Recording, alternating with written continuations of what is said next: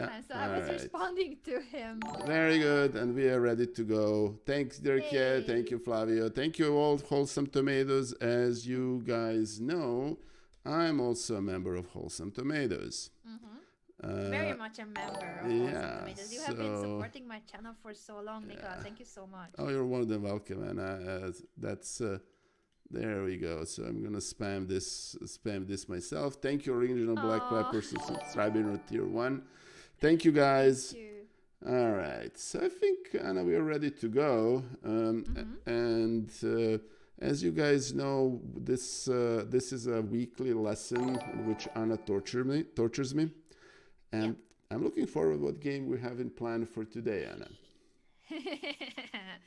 We have an attacking style game with lots Yes. of complications, Yeah. and it is by one of the players from an open field media event recently hosted. So if you guys know, probably many of you know. Oh, Black Pepper! I think Black we need to Pepper, give a thank you so shout out. much for that huge. That's very greatly appreciated. And Turbid, I don't have a feeder rating because I haven't really played any feeder rated games. I've just started this relatively recently. And so, no, I don't have. And Anna and I think, have reached the mutual agreement that there won't be any adoption matches between us. So, Yeah, that would be and thank you think that's again. not right. I'm trying to help Nicola improve as much as Yeah. possible, and I'm not competitive either, so it would be like I'm rooting for him Anna, against you are very. me. And thank you again, Original Black Pepper. That's very kind of you and means a lot. That's greatly appreciated. Hello, Sepper, my friend. It's very good to see you. And I don't, when it comes to competitiveness, I actually disagree. You need a, I think you need a better mouse. And I'm gonna make one statement, and I'm actually gonna share this. This is the mouse I'm using. Okay, Ah, this is you're saying this is not the one to that's compete with. not the mouse for you. No. Um, I'm going to send you a link, and there is a Thank you. ambidextrous Razer mouse that would be perfect for you, Ah, and that would I help a lot. see. Thank you The for the mouse you tip. have is designer's mouse. Hey, huge shout out to Grandmaster Ben Feingold. And if you don't mind, get me Sepper. If you don't mind giving Ben a shout out, that would be great. One of the mods, it would be nice. Grand Feingold is a huge.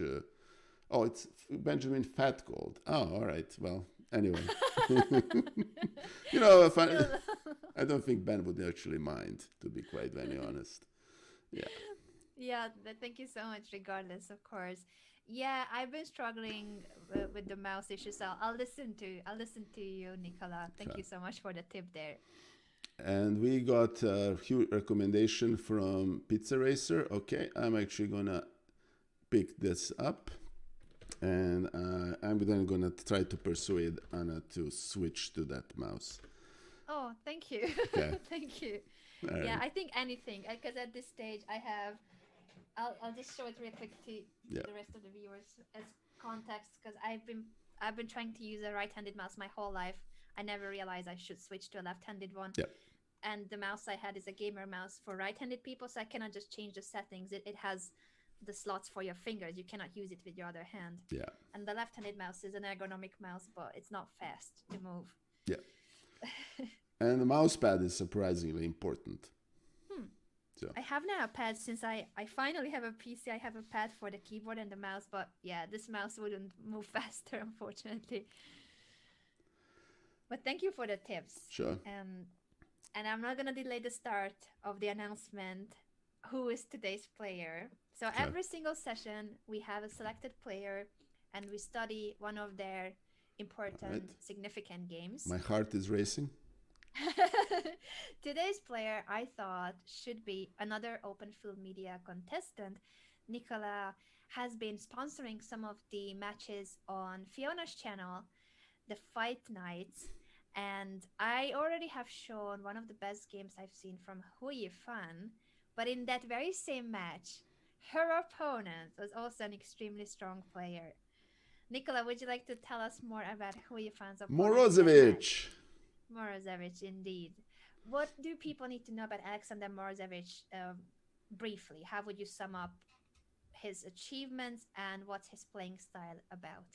He is a very, very tough attacking player. He was number one, and I think in Blitz about 2008. He is one of the perennial candidates for World Championship.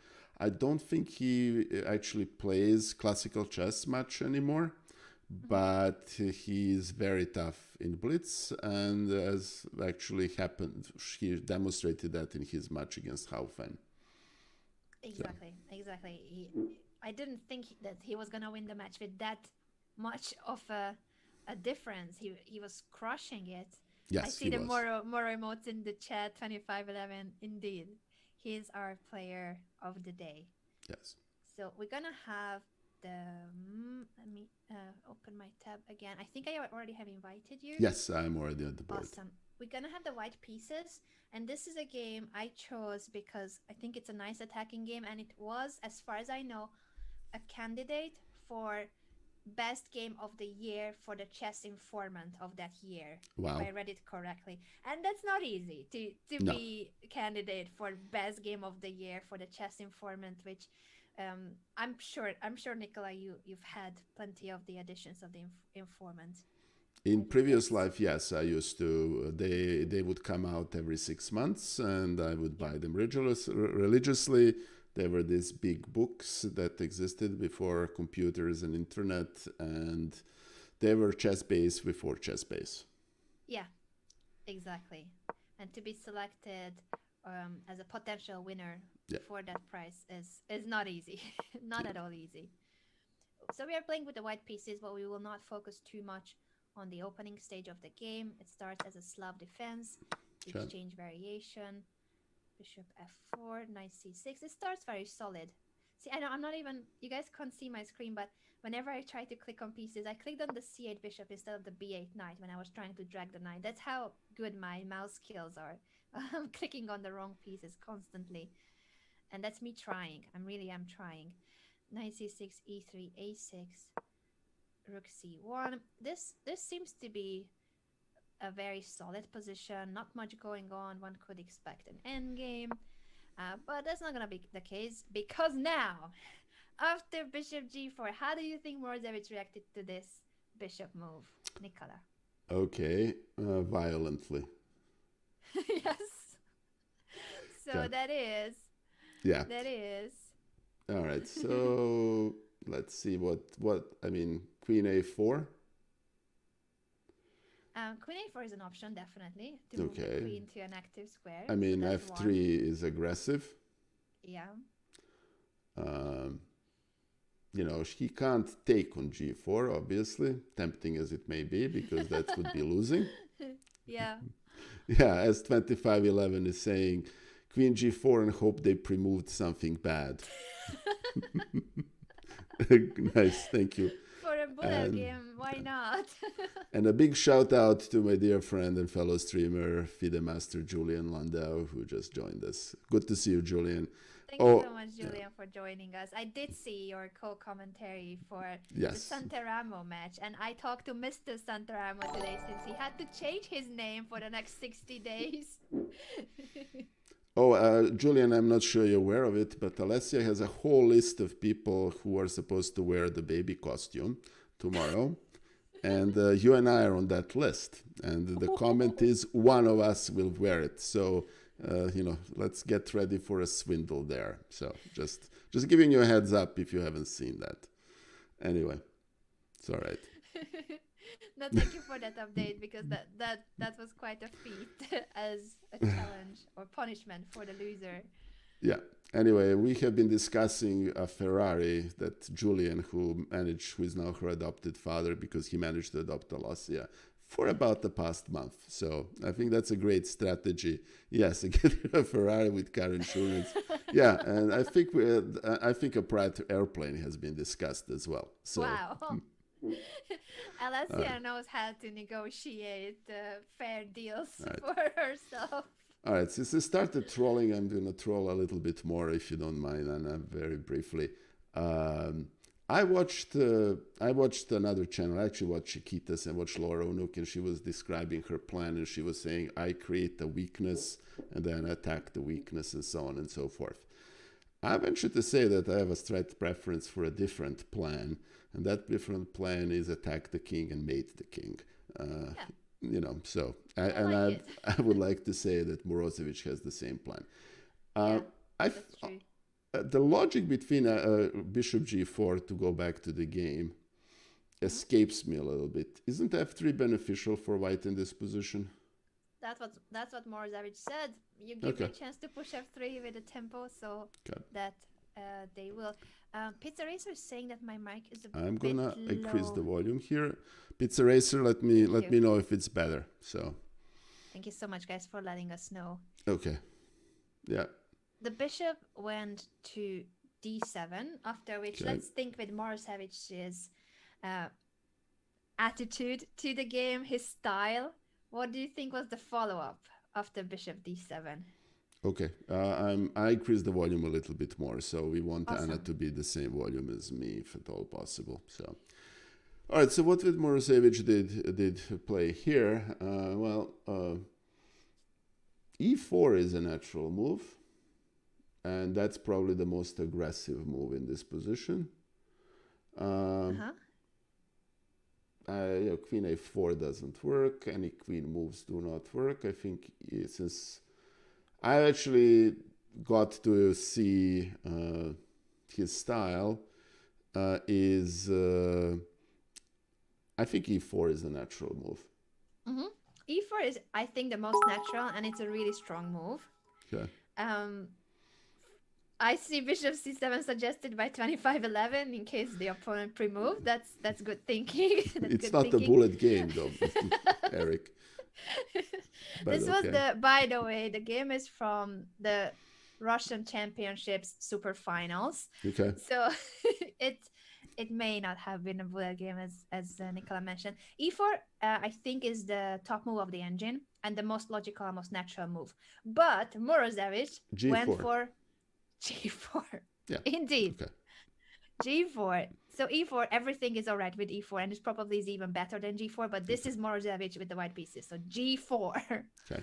And E4. thank you, Jay Cheatham, for the cheer. And he has many leather-bound books, Thank you so which much. are a meme in Anna's channel. Yes. So I must say, as a response, interesting thought, my man. Thanks for sharing. G4, E6 was played. What's the follow up to G4? Once we have pushed G4, what's going on? Why do we even push?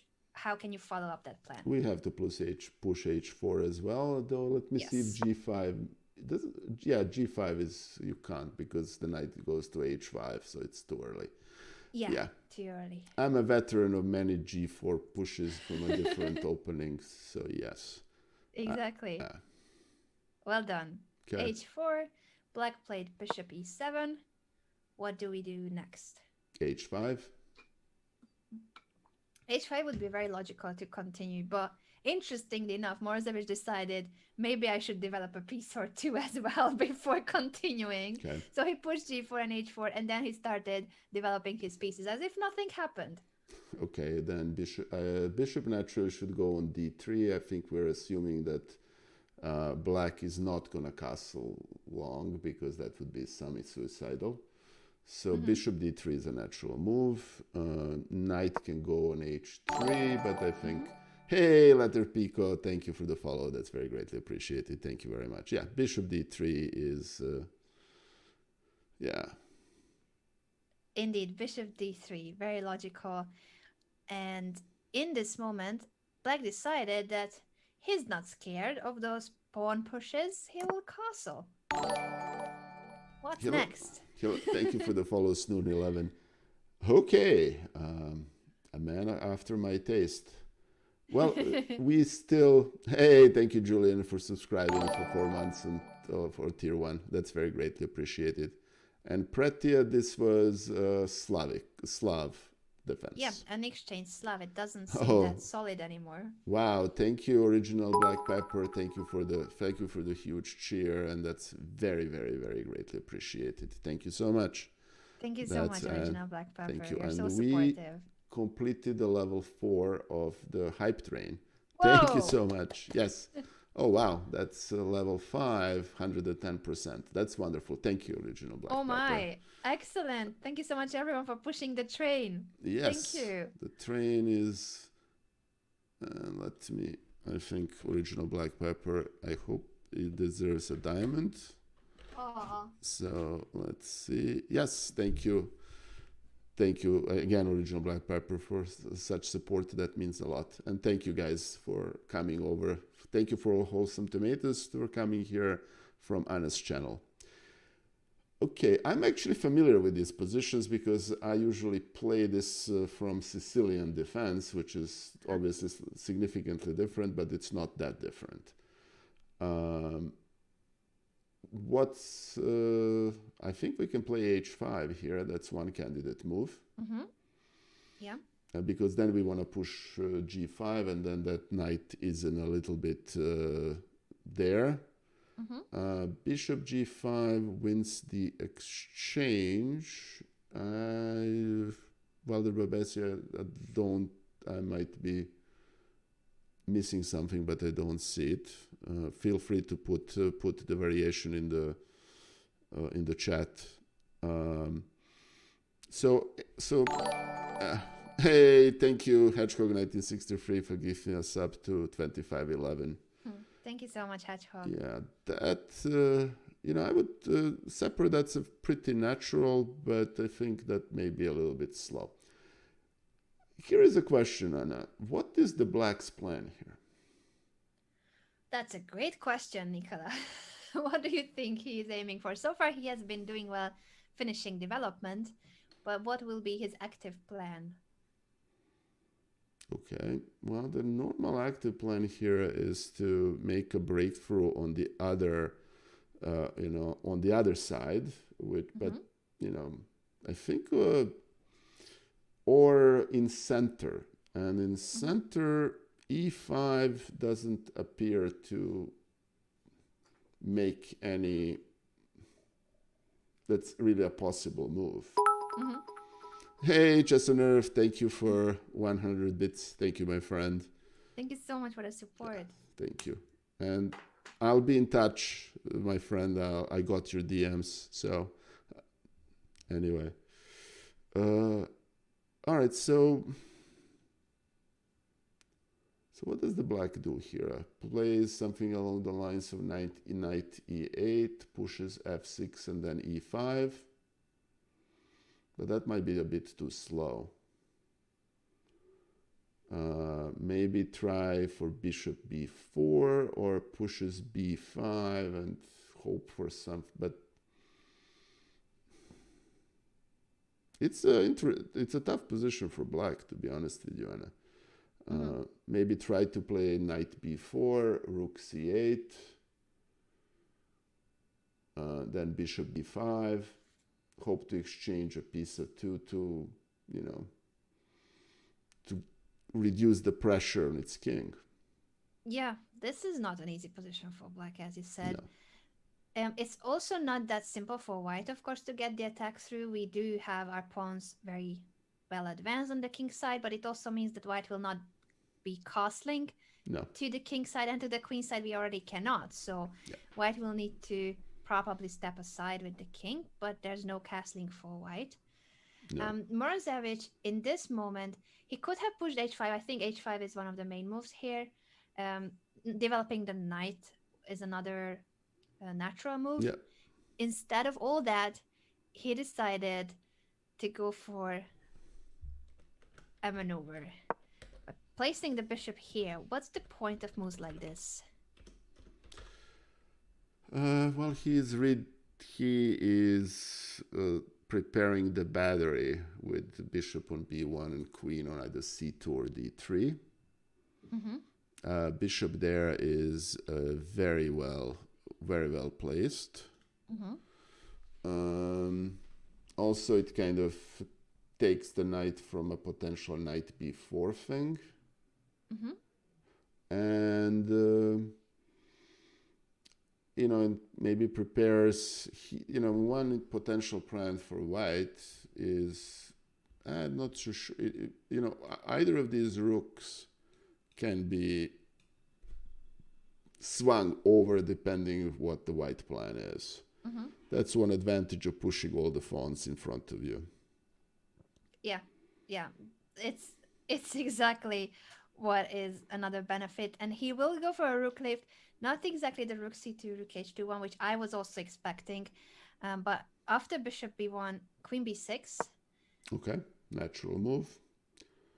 So queen d3 would be a natural setup for this queen bishop battery, but queen b6 does create threats for black as well. And also, if we play queen d3 immediately, knight b4 will chase the queen away. Yeah. So instead of that, how do you think he dealt with the b2 hanging pawn? He And played rook h2. yes, he did. Yeah. He did. So that rook will be helping white in the attack on the king side, but also make sure that everything is defended on the Yeah. queen side. And it's not just about the pawn, it's more about not letting that black will be able to get inside our territory, get into the camp of white and start attacking. We don't want to we don't want to let that happen. Yeah. No, that's uh, actually a natural, feels like a Mm-hmm. natural idea. Yeah. I normally come from this position from Sicilian, neither playing Adam's attack, in which it's similar, and this rook lifts are common Mm-hmm. motive actually. Yeah, Yeah. exactly. Black played rook fc8. Okay. That usually helps. This is the only open file, but you always need to choose whether it's the a rook and or the f rook. Yeah. I think it's always a difficult question, Nicola. I don't know how you feel about it personally. Sometimes it's not obvious, but in this case, if you see that white is about to attack the king, it may be useful to have that f8 square sometimes for the bishop or a Yeah. knight coming back toward f8. Yeah. No, it's honestly, this feels like a Sicilian position almost, Mm-hmm. and that bishop on f8 is very useful, Mm-hmm. especially if there is some possibility of black having to play g6 to prevent some h4, h5 motives or some other potential threat. So Yeah. Exactly. After rook f to c8, what do you think are some of the candidate moves for white here to follow up our yeah, plan? this is a moment when one needs to stop and think, because h5 has been on the board on the candidate list for some time, Mm-hmm. because this knight is doesn't really have a logical move apart from going back to e8. Mm-hmm. And I think the plan is to generally push the pawns. Mm-hmm. Um, Queen cannot move, because if queen moves, and let me make sure I'm not talking out of my behind here, black can take on d4, takes, and then takes, and this is hanging, and this is hanging. So it's a little bit nasty.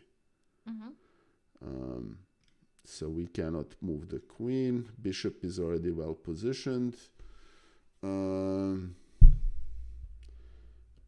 the rook is actually perfectly positioned on h2. Mm-hmm. So basically, the only problematic piece is, apart from the king, is this knight on g1. Mm-hmm. We cannot play knight e2 because of this. Mm-hmm. And that knight really doesn't have very many places to go. So, yeah, separate a3 to yeah, that's a possibility.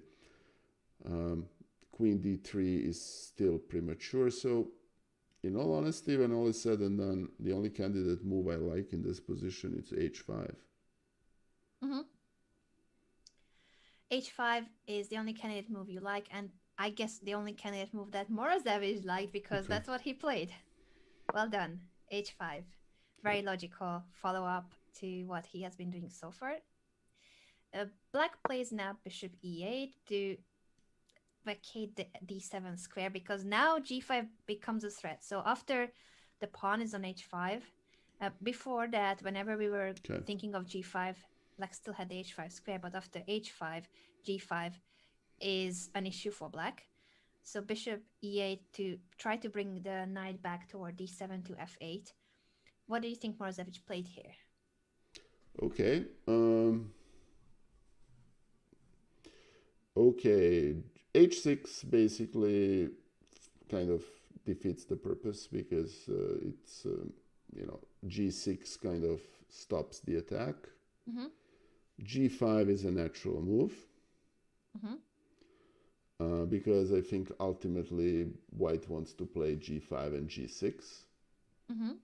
And obviously nobody's counting pawns here.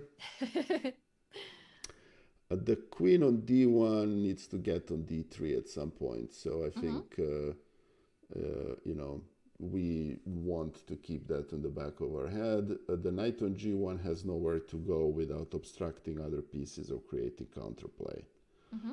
Um, so I would play, I mean, again, I really only see one candidate move, and it's G5. Mm-hmm.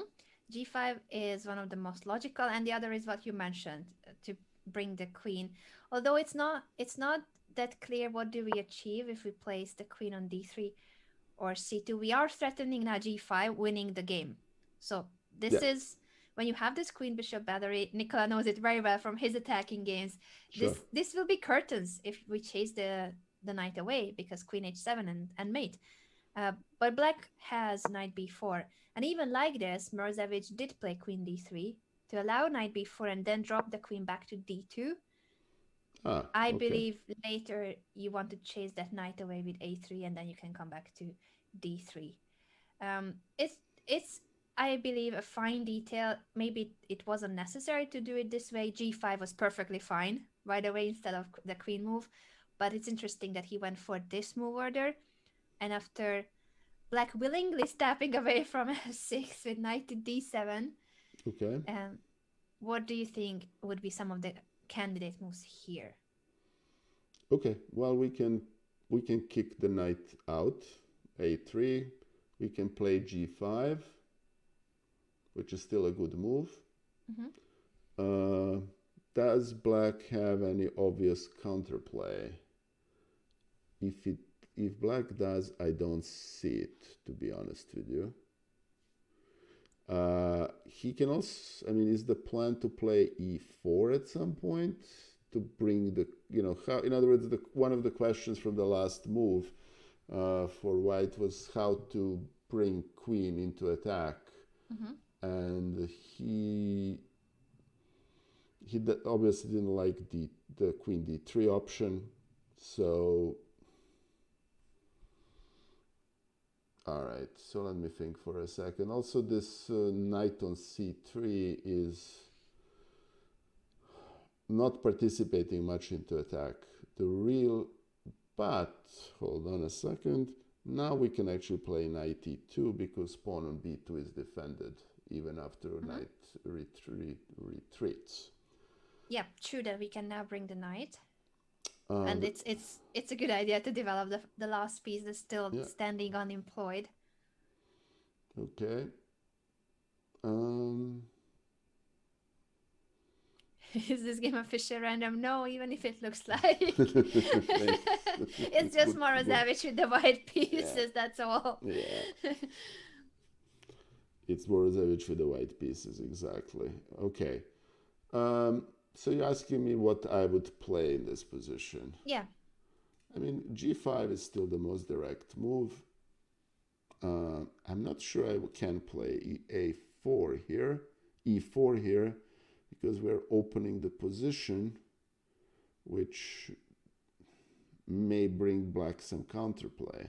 Mm-hmm. On the other hand, it will bring the knight here, which might be useful, and bring the queen here, but then it blocks this bishop. Mm-hmm. Um, I would just play g5. Oh, Yeah, sorry. Sorry, Anna. G5 is one of the top moves of the engine, and the other is Morozevich's move, which is just to develop the knight. Actually, he chose a different square, not knight e2, but he went toward h3. Where do you think this knight is heading? Why did he choose this square? And it's actually a good move. G5 and knight h3 are the top two moves of the engine. Going to g5, I presume, right? Yep, Can going to g5. So I guess that's why he chose this move order, because g5 is a good move. It's strong, as approved by the engine too. But if you start with his move order, you keep both options alive. yeah, What could be difficult though when we make decisions like this is, if you do end up pushing the pawn to g5, then the knight on h3 will be a little awkward. So then we will need to try to get it to f4 or f2 yeah. g4. But yeah, this is a complex position still, of course. Promising but complex position. Black plays knight f8. Black is very solid, protecting now the pawn from f8. This bishop is guarding some important squares. So Black is doing his best. Of course, he's also a grandmaster. This is the Russian championship. He's playing against Konstantin Sakayev, by the way. He's Oh not yeah. that known, Yep. I think, among the general chess viewers, but he's a strong grandmaster himself. Nikola knows the name for sure. I heard of the name that, but that's about the extent of Yeah. my knowledge. Yeah, there's just so many strong Russian grandmasters. We know, like the Olympic team and the world champions, and that's just about it. The more known players. Okay. All right. So this knight has basically locked down h7, but g5 is still a very tempting move. Yeah. Which is kind of the natural progression. Mm-hmm. Not to mention that, not that it matter, playing bishop h4 as a check will just move king to f1 and nothing happens. Mm-hmm. You're chasing king where it kind of wants to go, because I think the safest for white king here is somewhere on h1. Mm-hmm. Okay, so g5, Anna? G5 is the best move according to the engine. He didn't play it, but G5, I agree with you. So natural, so Okay, logical, and it's a strong move. Interestingly enough, he chose that square but for a piece, and it's not the way we expected that he would just jump to G5, because if knight G5, that knight is not doing much on G5. So he ends up playing bishop G5 to offer the okay, trade of this dark squared bishop, okay, as that was a useful defender. After bishop g5, black didn't want to take, because that brings a knight. Although one could say that just because the knight arrives on g5, black can still push h6, chase the knight back. But I think Morozevich would consider that he achieved something. He got rid of the dark squared bishop, and after h6, now g5 is even stronger. Of yes. course, this pawn cannot go backwards, and it's a hook for our pawn break with g5. So I think that was his idea. After bishop g5, black is defending in a very solid way, very safe. Queen back to protect the bishop and guard the g5 square. What Wow, shall we do? okay. Hmm.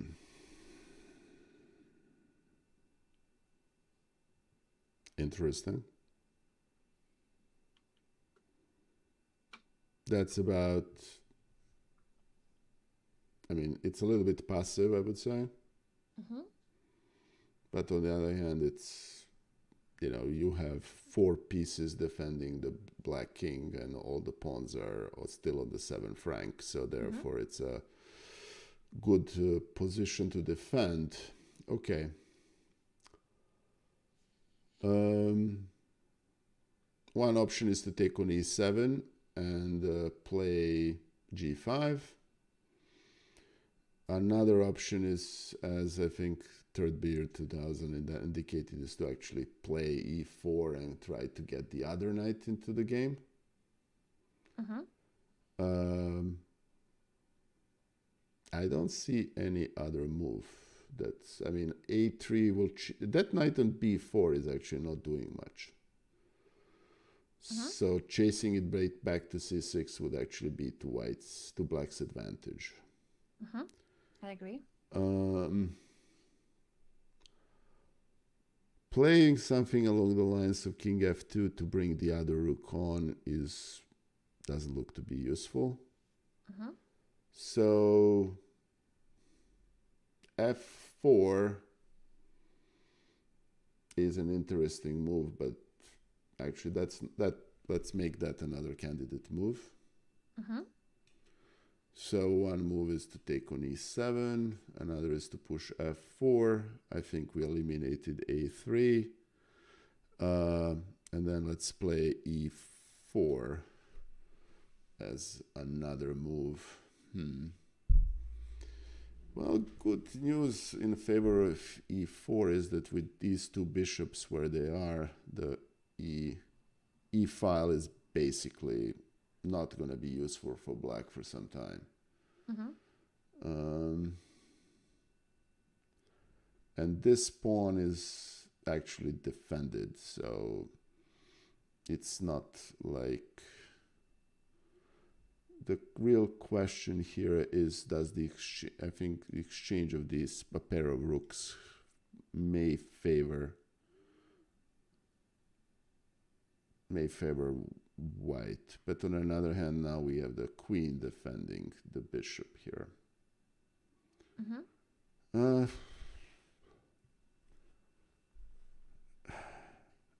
My solution to this position would be to take on e7 and play g5. And that would be the first choice, because I think keeping the center closed is would be my preference, but I completely understand that e4 is an excellent move. The only question here is if e4 takes, then we can maybe take with a bishop. And then keep this pawn here instead of under attack for the queen. So you would say then with the pawn push.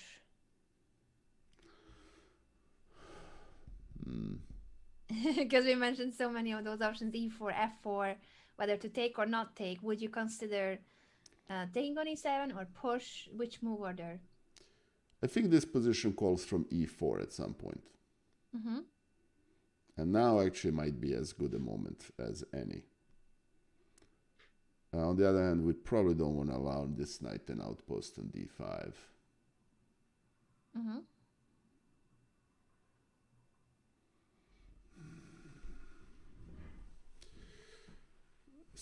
So, yeah, let me, I would probably need to spend 10 minutes here looking into this further to evaluate. I would play e4 on on this. So yeah, so e4, and after the trade you would take back with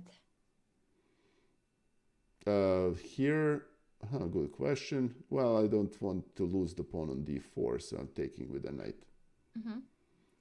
Yeah, this is a possibility. The only issue for white is that as active as our position looks, black is very solid, because black has been making really solid defensive moves on the back rank. And now if he plays a move like h6 to chase our knight away. Yeah, we are in a little bit of a... We have a little bit of a question mark. Yes, because unfortunately it's not the type of position where giving up the knight on g5 will give us anything. He can also take with because the queen defends it. Yeah. Yeah. So if we have to go back, unfortunately the opening of the center should be favoring black indeed. And here even moves like e5 come into consideration just to try to tear open the center, because our king is in the middle. Yeah, and black blocks the bishop on b1, and therefore we kind of, and our pieces are badly placed for a defense. Okay. All right, so let's go away from that and see if we can... The real question here is, if it...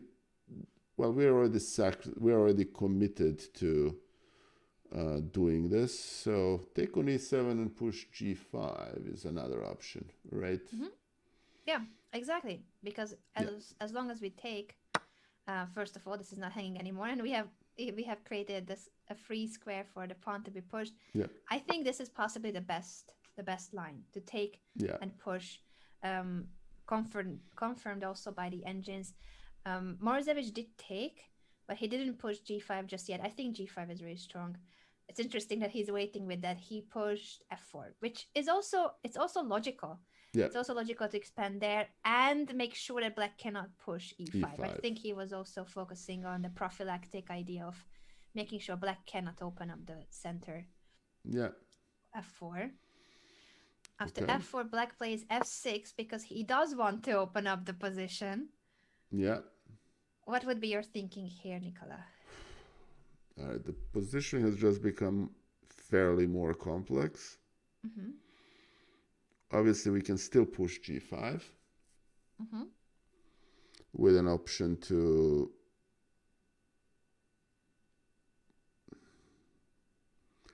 Can I ask a dumb question? Mm-hmm.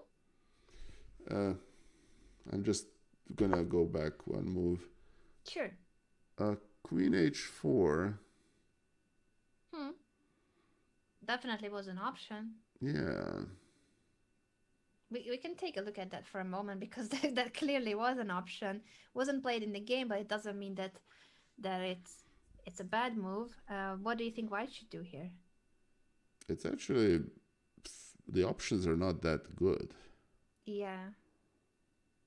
All I right, wonder if Morozevich just wanted to play the end game because it does feel like this could that's an end actually game, be um, advantageous for how much space he has gained. But is this much of an advantage, and if this bishop anything? is bad. Yeah, true. So certainly this is better, but I wonder if he wanted to play this or keep the position crazy by moving the king away and then claiming that there will be some discovered attacks.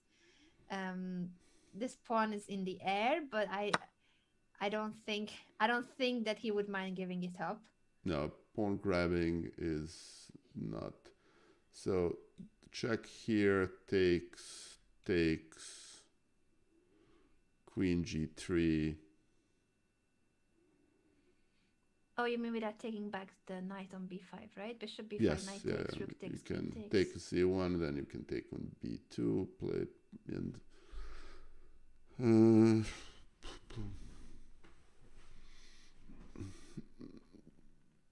uh, obviously I'm not. I will never be a grandmaster, but this would be my own bias. I would, after defending there, I would probably want to lash out a little bit. So Mm-hmm. I would go for this, but I'm not sure this is actually better.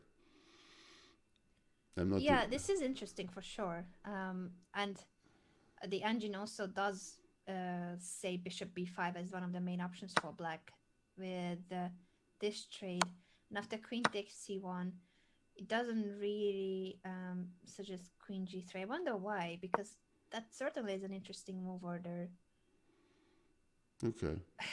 You know what the engine says here? Rook h1 and just laughs. It says +7 after rook h1. What? Are we Okay. missing something here, Nikola? Is that queen getting trapped? No. So then why is this +7? Okay. Why is this +7? Okay. That's all right. Sorry, Anna dragged you outside. No, no, no. I'm really All curious. right. This So is I'm just gonna take here and what. oh, okay, I think I understand. Because it has to be about this queen, but I was thinking we cannot really attack it. So how do you trap it? But Okay. I think I have an idea. Nikola played that move, plays exactly that move. Yeah, and this Nice. is game over. Yes, that's it's +7. Okay, now it's plus Yeah. seven. All right. Very good. We're not crazy. Okay. Oof. I thought it Oof. was a glitch with the engine for a No, no, moment, but no, plus no, no, seven. no. +7. Yeah. Okay. Rook Cage one. All It's right. We cold frail blooded. humans. Okay. Very good. We can Yeah. we can revert back. But this still is like one of the top moves of the engine. Bishop Yeah. b5 check to trade, open up the a file. So it makes sense what you have suggested. It's some advantage for white, but not a big deal. So certainly queen h4 was an option, and Yeah. I think I would bet on king f1 for Morozevich, even if queen f2 is more solid and Yeah. it's just a pleasant endgame. Yeah. I have to say that Rook H1 is a brilliancy on the part of the engine. Really is. Yeah, yeah. Yeah. This in this position, Okay. rook h1. All right. So, and now let me say this: none of this was played in the game. Of course. But in this case, Nikola found it. I wasn't even going to torture Okay. him about it. I didn't think about it that much that queen h4 was Okay. actually scary. All right, so he played f6, which is a Yeah. solid move. Mm-hmm. Okay, so what can we do here? We can play g5 and follow through on the whole plan. Mm-hmm. We really can't play h6 yet because that will lock us down. Mm-hmm. We are betting that opening of the f file is better for us and that f5 is actually not beneficial for black, which I think which are all reasonable assumptions. Mm-hmm. G5, F5 blocks the center, so all of a sudden our king is very safe on E1 and E2. Mm-hmm. Yeah, thank you. Exactly, chess on earth. We don't need another lockdown. That's all right. So G5 is a natural move. In this situation, we can actually play A3 Mm-hmm. because knight the any E5 is no longer an option, and then that pawn on D5 is now undefended. Mm-hmm. Um, A3 is an option indeed. A3, G5.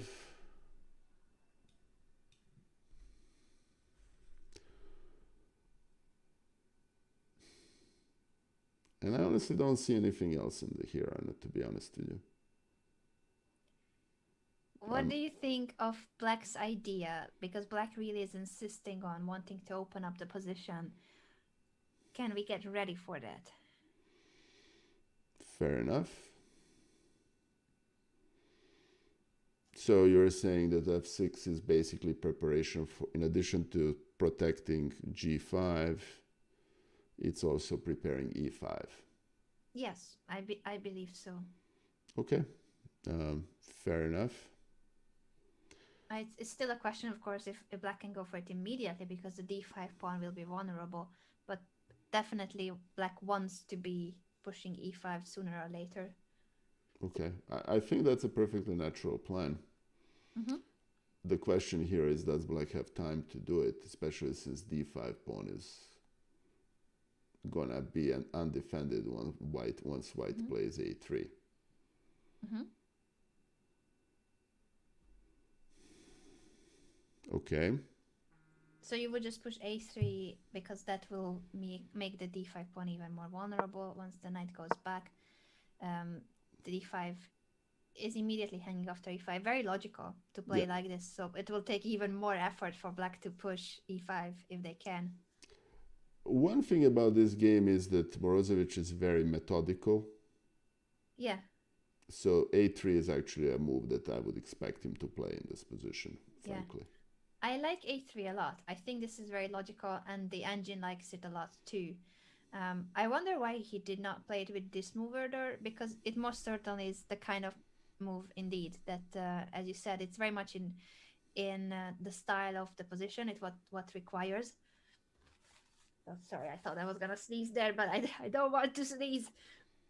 A3 I think is a really good move, a really good idea. He instead of that played king to f2.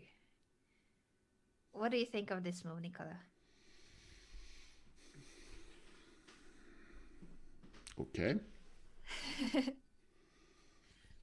Um, all right. When I see a 2700 grandmaster play a move like this, the question is why. Um, okay. Is he worried about opening of the e file, so he's taking the king away from some potential thing here? That's one possible explanation. Mm-hmm. Along the e file. Um, I think that's the only explanation I have. And obviously doesn't want to go to f1 because of some checks on b5. Yeah, Pizza Racer, you're exactly right. And Hazelot one, and basically saying, um, basically to try to get the rook here or here. That makes Mm-hmm. sense. Yeah, we can bring the rook. It gets the king out of the e5. But once again, a3 was perfectly fine and a strong move. So it's okay to go for the natural continuation. We are just trying to see the game and understand Morozevich, Yeah. why this too makes sense. And to answer Chesaner's question about why didn't they play a3, I think a3 kind of now makes the most sense because Mm-hmm. the queen retreated, and any kind of counterplay on this side is basically snuffled, and there is really not much. We're not going to play e4 in this position, at least not Mm-hmm. yet. So knight on c6 is basically being dominated by, are going to end up being dominated by pawns. Mm-hmm. So okay, makes sense. As I said, very methodical. Yeah. King f2, queen d6 was the choice of Sakayev as a response. And once again, the next move of Morozevich is not that easy to find, and actually is the top move of the engine, but I don't think it's that obvious. Thank you, Chesoner, for the bits. Very greatly appreciated, my friend, and thank you for the hydrate, Lali. I actually do Oh, need thank hydrate. you.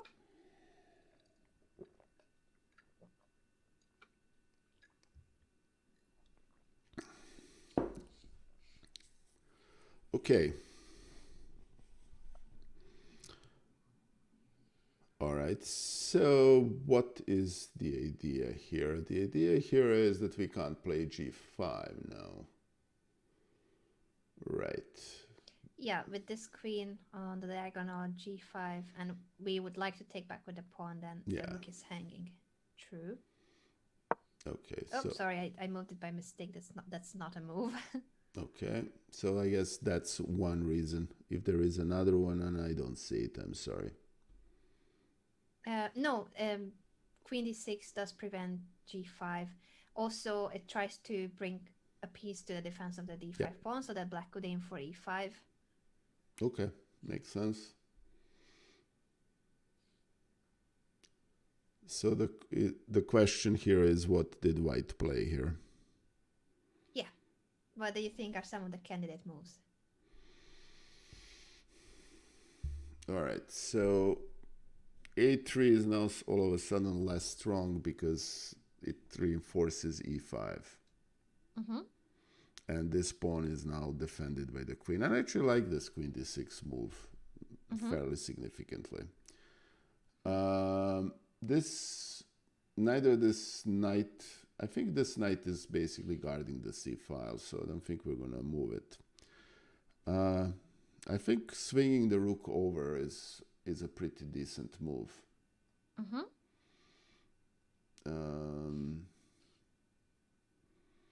And if can black play e5? E5 takes, takes, takes, takes. And what do we do? Knight f4.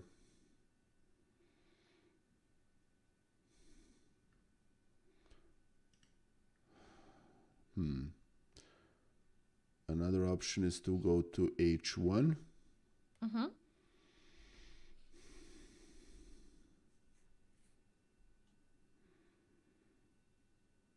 Actually, that's a genuine candidate move Mm-hmm. because that prevents this, makes e5 not so strong. Mm-hmm.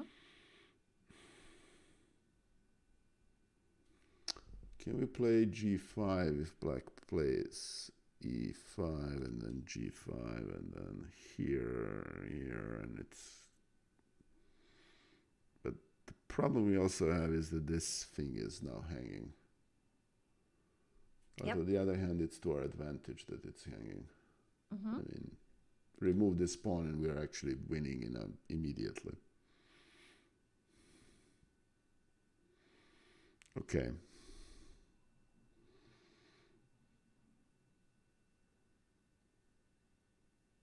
All right, so let me summarize this. I can play g5. I can play rook h1. Mm-hmm. I don't think rook a3 is a good move because knight on c6 is actually better placed than on b4. Mm-hmm. we don't want to remove this knight because it's not beneficial to us to exchange of pair of rooks. Pushing any other pawn doesn't seem to make any sense. Mm-hmm. So when all is said and done, the best move, it's... Honestly, I would just play rook h1. Mm-hmm. Rook ch1.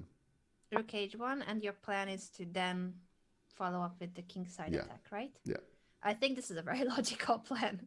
Okay. I would consider this very normal, and it's a strong move, one of the top moves, but not the number one. The number one, actually, there are two lines that the engine considers. Of course, I'm just saying the engine evaluation as a comparison. It doesn't mean anything. I think in a Yeah. game, rook h1, you push g5, and that's about +1 that position. So just to show that even with the evaluation, that's a very promising position, rook h1 g5. But interestingly enough, the move that Marozevich played, when I saw this first, I was like, really? Do we have time for this? He played, and it's I think the top move of the engine, or one of the top moves, this move.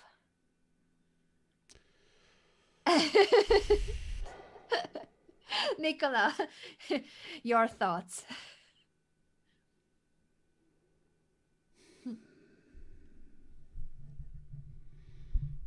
Okay. Very honestly, this is how sometimes I feel about some engine moves that I completely don't understand.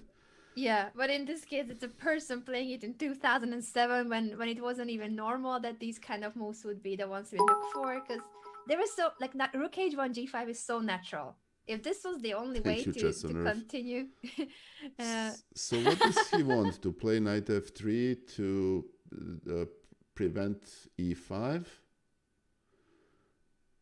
and to open up this rook? I guess so. He definitely is regrouping his pieces, so the knight is heading toward a more useful square, f3. Okay. That's logical, but also it sounds and seems very slow when you already had rook h1 and g5, right? Okay, I guess he doesn't want to give black any chance. Do you know who conducts attacks like this? And this is a compliment, please. Anna Muzichuk. I'm actually serious. Yeah, no, true. I It's very a played a match positional against her, and approach. she's a great lady and great champion, and is the strongest person I have ever played. Mm-hmm. May Danya and Eric Hansen forgive me, but definitely the strongest strongest player I played a match against. Yeah, this is basically not giving you any chance. Mm-hmm. It's a positional attack. Mm-hmm. Wow. All right. Okay. So knight g1 happened indeed, but rook h1 g5 was perfectly fine and good. Just to say it, that Sure. this was not needed. This was not needed. Wow. Rook c7. Black is trying to double rooks on the only open file. What's That's wrong with logical. e5 now? E5 instead of rook c7. Yeah. Yeah, good question, because this move does feel like it gives time for a push like e5. So let's calculate that. Okay. We don't need to take. We can play g5, and we can create this into a mess. Mm-hmm. Right.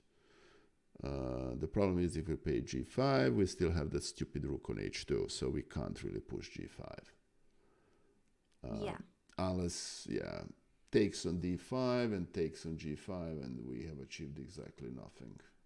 Unless we are taking with the queen, and that's get very messy very quickly.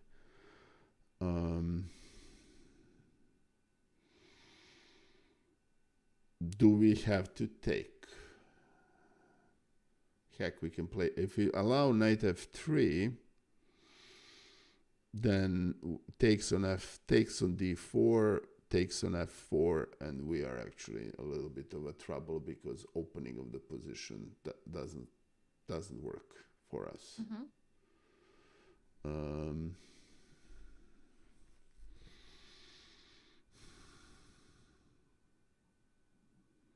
If we play f5, we have blocked everything. e4, actually, no, e4 doesn't work because it takes and exchanges queens on d4, and we have exchanged queens into disadvantages. Yes, of course, really, I saw that she and Miro were so good in solving these plazas. They basically went into and basically reached 100. Their goal is actually to reach 200. So that's going to be, that's amazing, because those 4,000 ELO puzzles are just unbelievable. Yeah, it is. Oh, that's crazy. So what do we do here as white? Huh. Interesting. I can play knight e2. 92 to then just take back on f4 or d4 if black takes. And solidify the position. Mm-hmm. And then knight can then go to g3 and maybe on f5 and still participate in the attack. Mm-hmm. Also to kind of counter some sort of a knight e6 ideas, because now black can actually lash a little bit at the white position.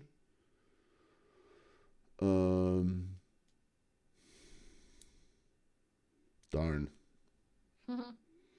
I can play a3. I think that's why he didn't play it, because after a3, then pawn on d5 is hanging. So you would say a3. Yeah.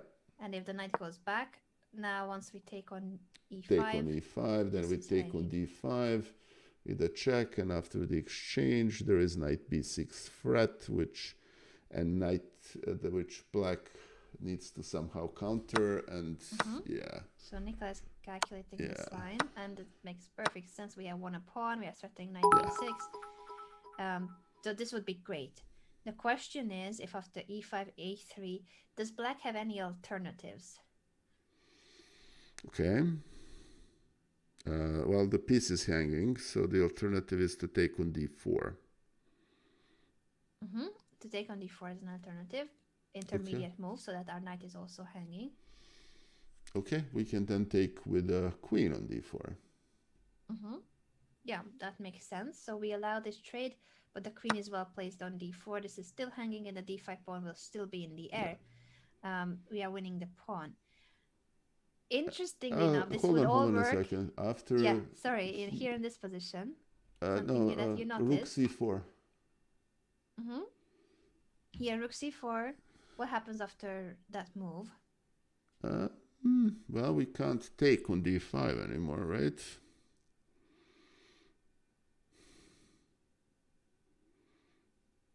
But we still haven't defended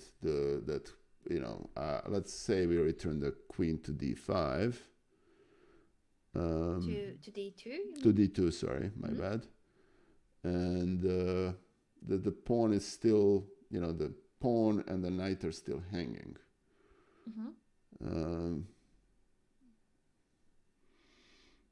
We can't go Lasker and play rook f4 because that doesn't do anything. Sadly, because the queen defends it. And we still have the same problem. I think this is why Sakaev didn't play it. That's... Yeah, it's still the same problem. Yeah. Indeed, that pawn. Yeah, very good job. These lines all end up being very suspicious for black.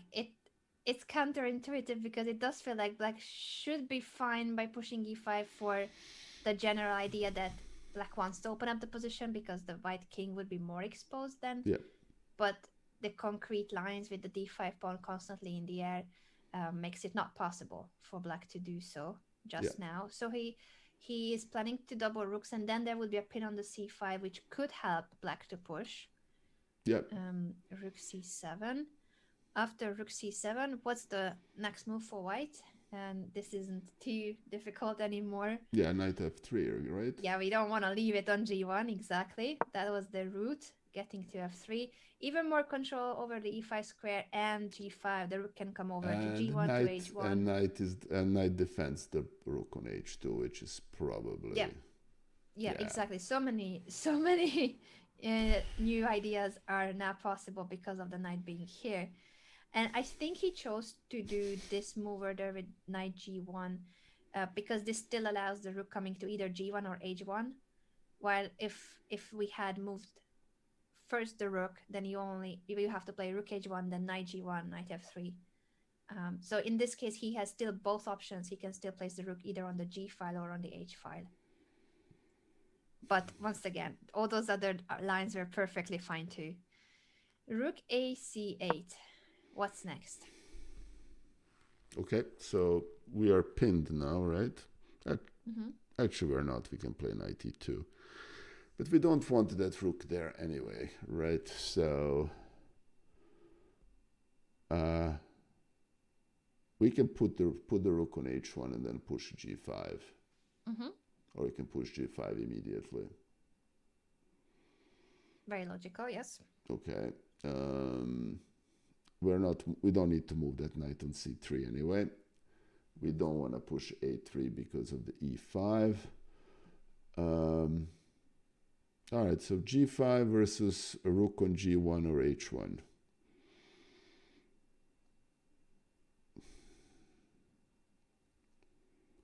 Good question. Mm-hmm.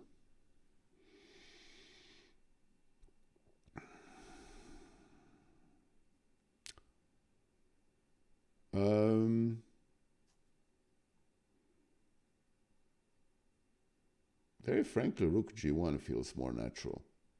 Mm-hmm. I think given that Morozevich has been rearranging his pieces for the first 15 moves before pushing g5, he's likely to make one more move of that kind and push and go to g1. So that's what you would go for. That would be my guess, yes. All those are very logical. All those are really logical and good. So in this position, there are various good moves, bringing the rook to g1, bringing the rook to h1, or what Morozevich played, which was actually finally a pawn push. We've been waiting for it so long. g5 or h6 have been in the air for so long. He went with h6 here to Okay. weaken the dark squares because g6 of course has to come. Black cannot allow the opening of the h file. Okay. And now, after g6, he finally plays your other idea, a3, to chase that knight away. That was a question earlier, when to play it. Well, he decided now. Okay. The knight goes back. And guess what? Guess what is his follow-up? Okay. Rook g1. I'm joking. Could be very logical, but not so much anymore with the h6 g6 push included. Okay. Thank you, thank you, Chesonerf. Those 100 bits are dedicated to A3 finally. Thanks. And thank you, RD Born, for the follow. Very greatly appreciated. Yes, finally play D4. Right, Anna? Yep. Yes. And it's so strange in a sense that he pushed g4 right in the opening. g4, h4. There was g5s and h5s and h6 and all sorts of kingside pawn pushes. He did push h6, but it kind of closes the h file forever. And now he says it's time to open the center when his king is on f2. But he is aiming to get to the f6 square, which is why he first weakened the king side, h6, g6, and now f6 is a target after e4. Thank you to Original Black Pepper for another 1,000 bits. That's very greatly appreciated, my friend. Thank you so much. And thank you, Chesonerf, for another 100 bits. And thank you so much, everyone, for the support. Yeah, and for that e4 that finally was played. And I think Chesonerf deserves a diamond as well. He has been very supportive of the channel for a very long time. So thank you. Let me make that happen. Hope I have enough. I hope I still have slots. So, yeah. Thanks, you just nerf. Yeah, e4. Okay, makes sense. So, Mm-hmm. all right. So now I know the question is, what did black play? I normally would ask you, but I feel like in this game, Black played in a very solid and good way the defense, but it's also very passive. I don't think this is your style. Um, he played Queen D8. Thank you, Chesoner, for the 1,000 bits. And Sepper is asking why. Can I ask why e4? I don't get it. Um, well, the idea. Thank you, Dirkie, for gifting a tier 1 sub to Lali. That's very greatly appreciated. Mhm. Thank you. You see, now it makes sense because if white takes,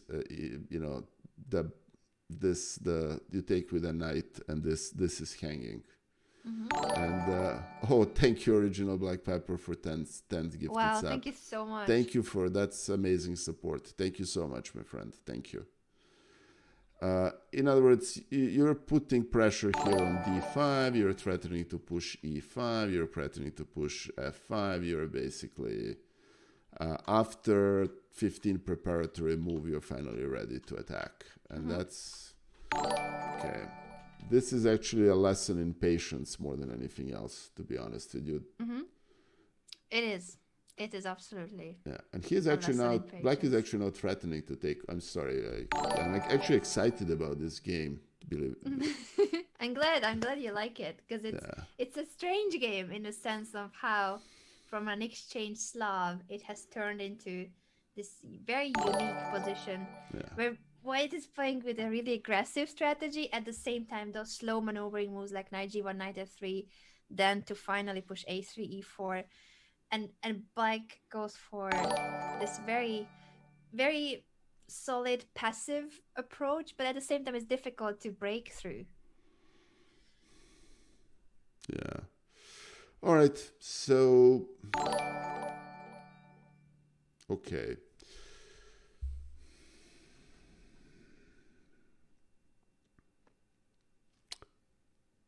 All right, so the question here is what now? How does White break through here? All right, g5, f5 doesn't do anything. Mm-hmm. e5, f5, same thing. That leaves f5 as a potential option Mm-hmm. because I think the motive here is basically pawn breakthroughs. Mm-hmm.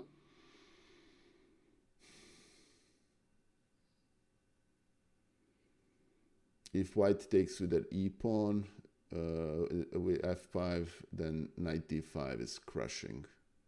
Mm-hmm. If white takes with the g pawn, then actually we can maybe even push g5. Hmm.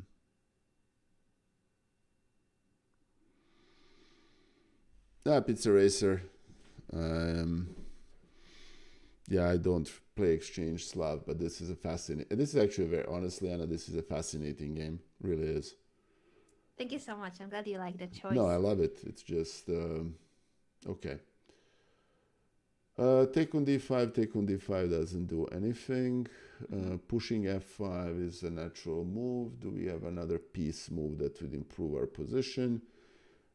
He can still play rook g1, Yes. which is actually a really good move, as a Uh-huh. matter of fact.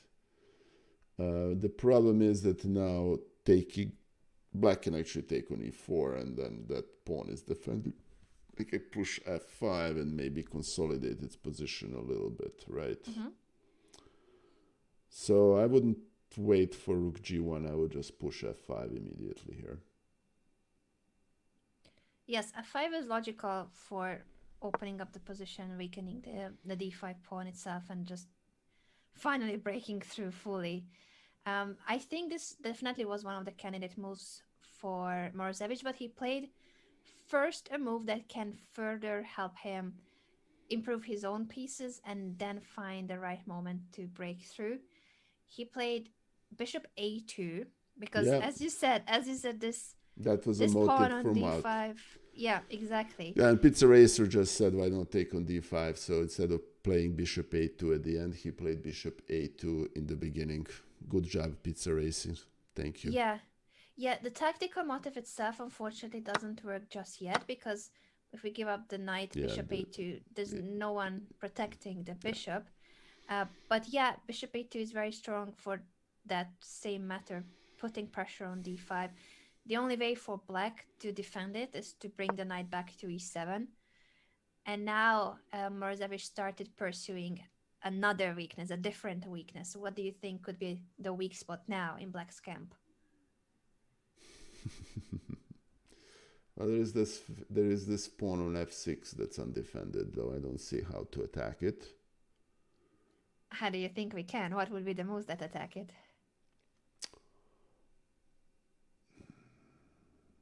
Okay, so let's see for a second. We can take on d5. Mm-hmm. Takes on d5. We have, but the queen is defending on d5 too. So there are 3 defenders and 3 attackers, right? Mm-hmm. And then there is that small problem of the knight, rook on c1. Thank you, the original black pepper. That's very greatly appreciated, and it means a lot. Thank you so much. We can undermine that pawn by playing f5 first, Mm-hmm. and that's actually a very natural move. Mm-hmm. Yeah. Yep.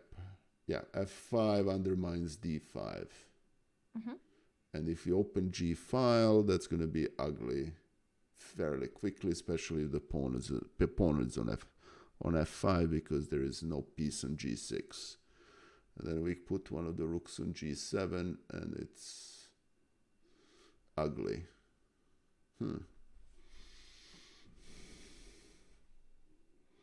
All right, so let's declare f5 the candidate move. What else is there? Mm-hmm. We So don't f5 is 1.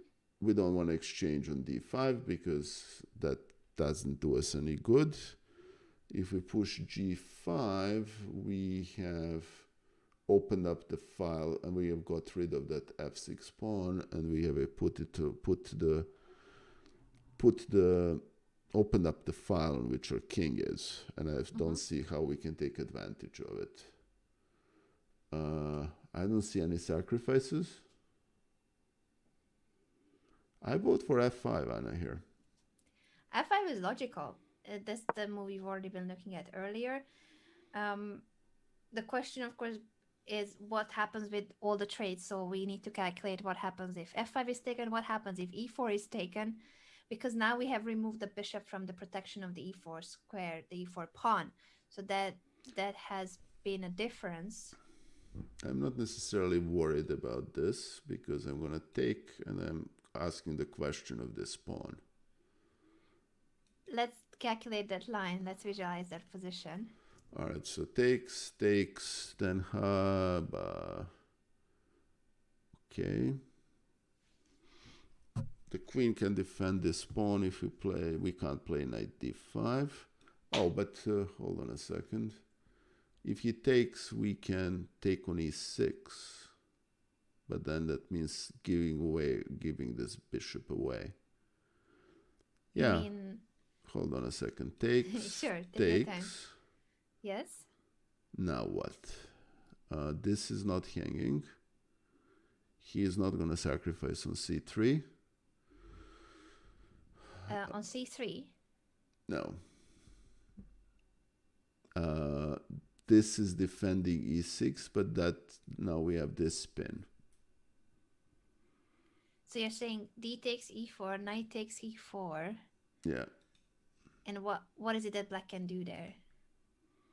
You're seeing something that I'm not seeing, obviously. So you will see it instantly if you think about this, but then he can take with a knight. But if he, yeah, that's the problem. Is there anything else that could be a bigger problem? What am I missing? Of a queen hanging? No, not the queen. What else is hanging that I'm not seeing?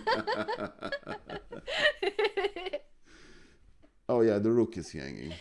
Yeah, that's But who so cares about unfortunate. who cares about the rook, right? Yeah, the problem is that he has rook c2 and we lost. Fair enough. Fair enough. That was But it's I okay. got myself excited for nothing. Okay. It's okay because we were so focused Such a on the beautiful F6 line. pawn that we Such a forgot beautiful about line. the rook All right. in the So I meantime. know exactly now what Morozevich played in the next move. I can tell you exactly what he played. The Yeah, problem what is did that he he still play? has this knight c2, so we can't play that. Um, What do you think he played? Rook g1. Could be. That's definitely an idea to bring that rook away finally. Okay. He played instead a move that immediately points at the F6 pawn. So what are some of the very forcing moves that immediately attack F6? Immediately attacks Yeah, f6. Okay. No piece can attack f6, right? correct. So g5, G5, and the other is, e5. yeah, which one you think is more beneficial? I just gave a big speech um, how we don't want to open F file because our king is on it. Thank you, Alexander. Yeah, we honestly this take the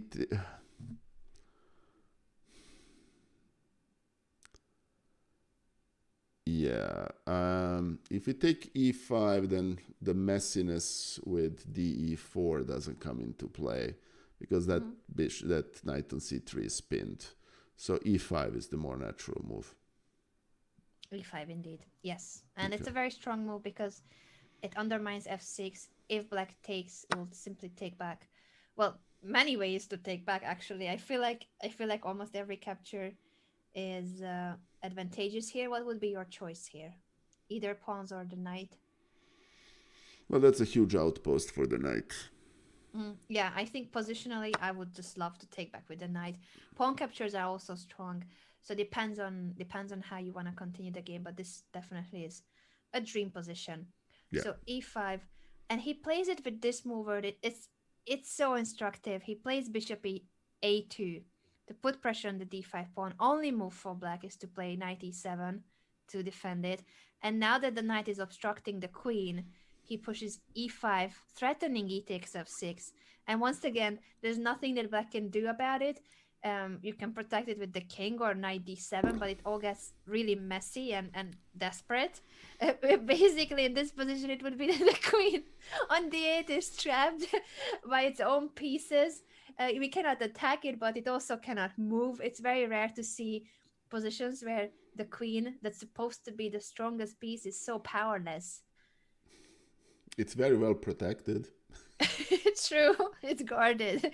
Yeah, definitely sheltered. More sheltered than the Black King. And even if this happens, I think Morozevich would have just brought the rook to g1, as you said, and then you are ready to march further on the king side in the right moment. Can I make an You can always admission? stake. Yeah. I feel for black in this position. It's a I torture, feel isn't it? It's an attacking position but torture at the same time because it's a slow maneuvering attack, sometimes aggressive. Like he switches from very aggressive, very forcing lines, in between very forcing lines, to a more positional but still super unpleasant approach. So yeah. okay. So what did poor black play?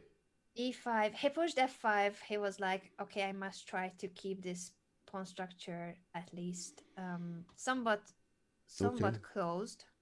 What would be your reaction to f5? What shall we play here? Okay, so if we take on f5, we have allowed black an outpost on f5, right? Mm-hmm. True. Um, so I would assume that wouldn't be Morozevich's intention. True. Um, Thank you, Chesonerf.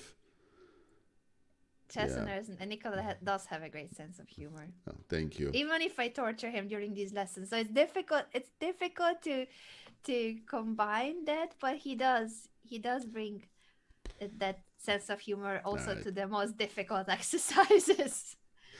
No, it's playing this position as black reminds me of the matches I played against Dina Belenkaya and then Anna Muzichuk. Oh boy. Um, I don't know whether you know Anna how Anna's chat calls Anna Anaconda with two N's, and that's Yeah, exactly you how. told me about that. Yeah, that's exactly how this feels, and Dina does the same thing. Hmm. Um, so, all right, so we're not taking we're not taking on f5, right? There is no sense. But here is the question: how do we make progress here? Yep.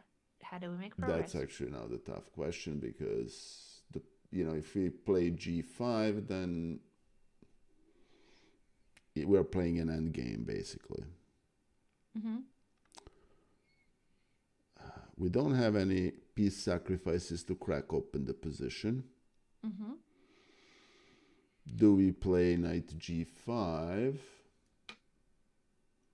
with hoping that black will take on g4? Then we're going to break the pawn back on bishop on b1, and then this is actually now a pretty tough position. Mm-hmm. I mean, what is the natural plan here? What do you Okay. think?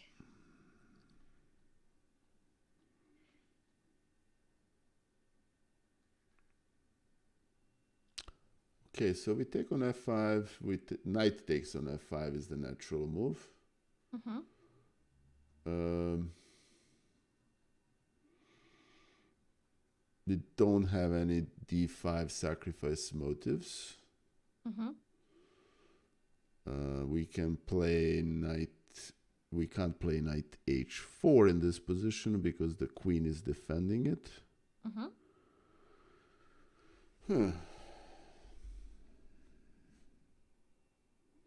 Darn, Anna, this is tough.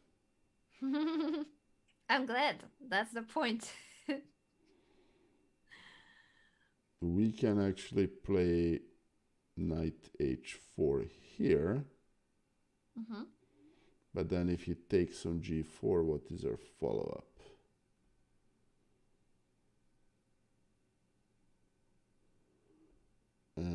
We can also play, as Pizza Racer suggests, um, rook g1, which has been the motive for the past 17 trillion years. Yes. Do you think you finally played it? Yeah, that would be consistent. Yeah. Yes, it is. Yep. It is. Yep. And it's true that black will end up getting the f5 square if he takes and then knight f5. Yeah, but we'll need to give black something because if we don't want to allow that, we would have to push g5 and that just completely closes the position. We have a lot more space, but it's also super difficult to break through when everything is that closed. So Morozevich wants to keep the position more dynamic and Yeah. he played rook g1 indeed. Very good job. Yeah, I mean we're still better even in that position with g5 Yeah, because mostly because we have a better bishop. yes. But I'm not sure I would like to play that end game. Yeah, I can totally understand that. I'm gonna play out the next moves So, um, without asking you move by move because there will be still so many critical moments. He played bishop b1, but there are so many ways you can take on f5 first. You can double the rook. So here the move order is not that critical. okay. Overall, he's just waiting for the right moment to be able to open up the position. Bishop b1, king aj, then he doubled rooks. These are all very natural because the rook is not doing anything anymore on the h file. Much better to bring it to a file that at Yep. least has the potential to be opened. And in the end, here, Black decided that his position is so passive and he's not doing anything that the only way forward is to take actually top move of the engine, but it's not easy to make a move like this because Ouch. black Okay. black black doesn't have an active play, doesn't have an active plan. So he plays the one move that can give him at least an active square for the knight. But this is in the direction that white wanted, have a semi-open g file. Yes, black can play this move, but there's just one piece that will be standing well, and white gets a lot of squares too for their pieces, including the g5 square. Bishop f7 was played, and now once again there are so many good moves here for white, including knight g5, um, that I don't think this is that critical here. But Morozevich ended up playing it with the move order knight here first, so he wants to try to bring this knight into the game too. On c3 it wasn't doing that much anymore because Yep. d5 is well Is protected. yep. So he plays knight t2, and after knight d7, uh, this is the moment when he decided to hop onto the g5 square. Okay. Threat of a hanging piece and fork is always, of course, good to win a tempo with it. And now he basically switches a little bit the plan. What do you think could be um, a way in which white can make progress now that the position is so shut down, so to Okay. say, with pawn breaks on the king side? No more pawn breaks. Okay. Uh, there is this. It's probably way too early, but there is this motive has been hanging. Mm-hmm. It can play f5, Mm-hmm. but that also appears to be premature, Mm-hmm. or maybe not. There is an option of getting this knight here and then on h5. Mm-hmm. I mean, white has all these potential outposts for the knight. Mm-hmm. Just the question how to get there. Um,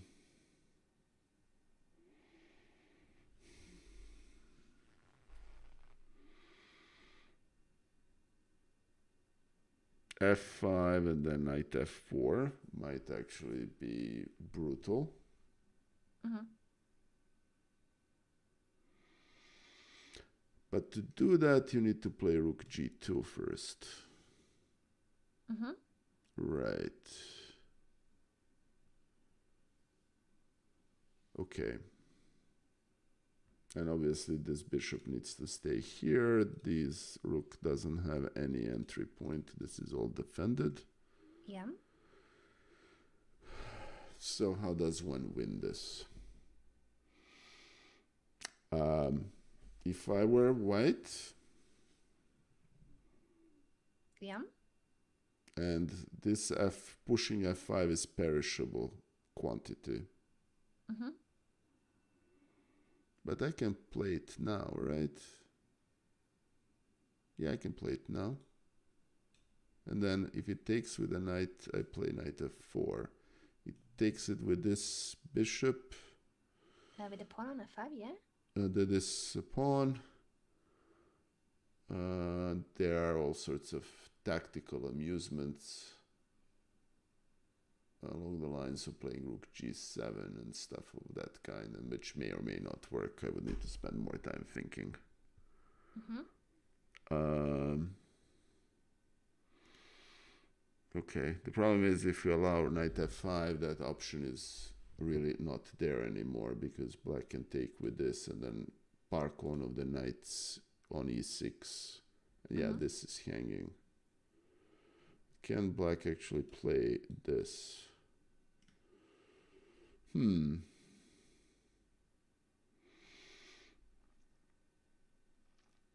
I mean, this is such a dominant position.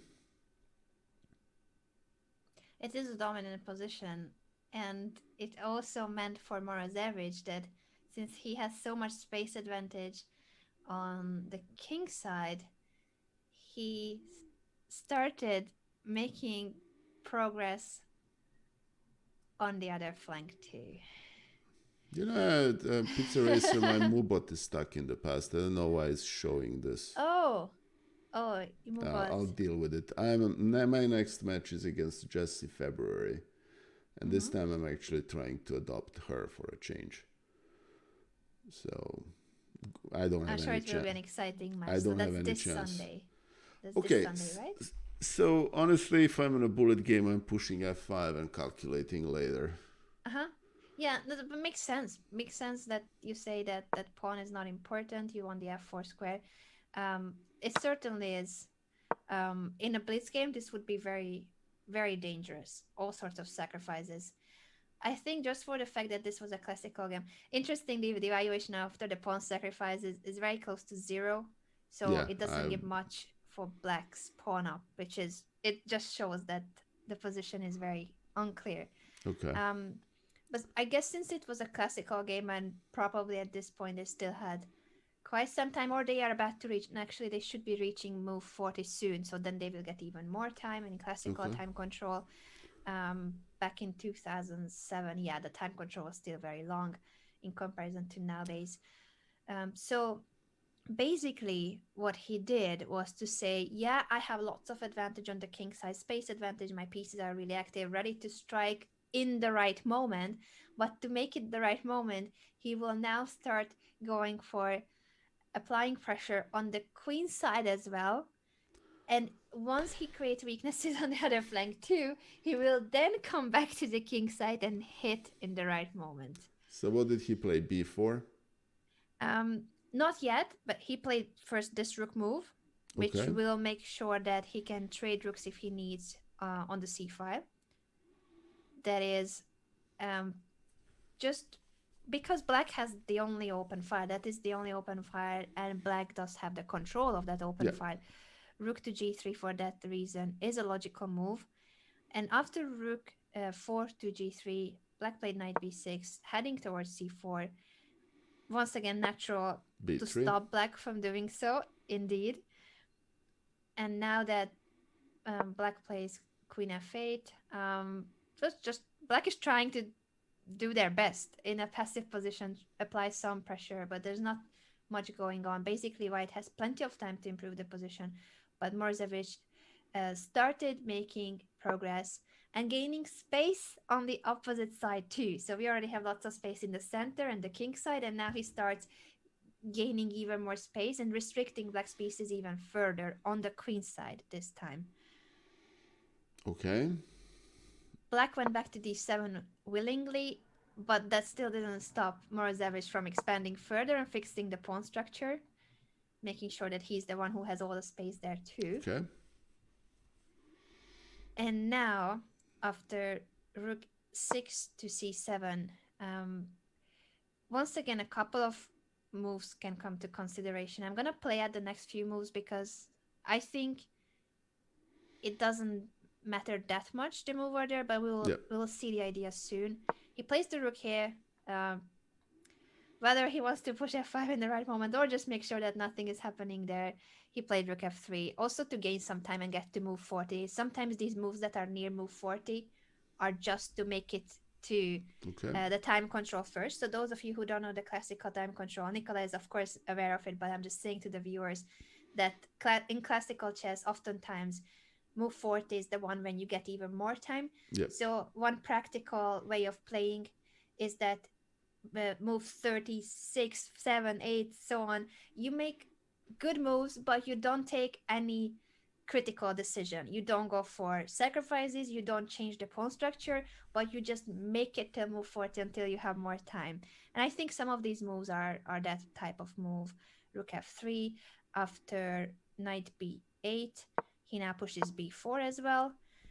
Gaining more space makes a lot of sense. And once move 40 was reached, he now places the rook on c1. Which basically has been a question actually for a long time. What happens if black takes on h6? Would you be scared that black takes that pawn, Nikola? Yeah, after rook h3 and doubling the rook on h file, it's curtains. Well, guess what?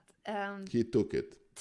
Sakayev was like, Poor now Sakaev that I have lashed more out. time, now that I have more time to calculate the capture, I will go for it. To be Okay. fair with him, that does look like a mistake because it gets the pawn but opens up the h file, and Morozevich is a beast at attacking skills. But White has been making it so unpleasant for Black to play this. There's nothing concrete going on just yet, but it gets each time more difficult to make a move for Black that does something, Yeah. that has a purpose. So it's really unpleasant, the position. I think that's why Sakai was like, okay, he Enough. calculated this and he didn't see a refutation to it, so he played it. What do we play here? You already said, Nikola. Rook h3. Mm-hmm. Rook h3. The queen went back to f8. What's next? Okay.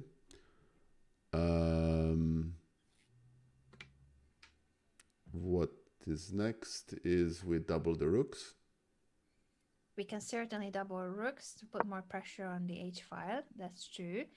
One thing that Morozevich didn't want, I think, is to allow a certain move here for Black. What do you think could be here? At least a defensive attempt for Black. We're talking about the h5. Um, That doesn't do anything, does it? yeah, h5 would be an attempt, but I think you would find ways in which you can continue for White. All right. With that, knight on f5 has been a motive for the past 3 million moves. Yes. So if Black lands the knight on f5, that is a knight outpost. And it also helps the Black rook from the 7th rank to finally engage in the defense. This would still be very difficult to break through. So, because knight f5 is the defensive resource for Black, what do you think Morozevich played? Okay.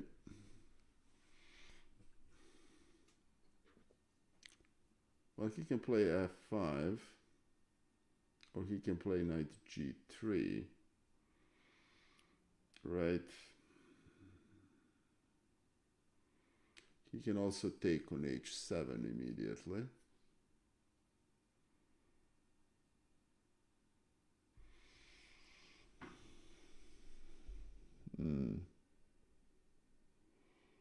If he plays... Does that work? Alright, so rook h7, bishop h7, rook h1, knight f5, and or even 8, and the Black kind of holds. Right. So that doesn't work.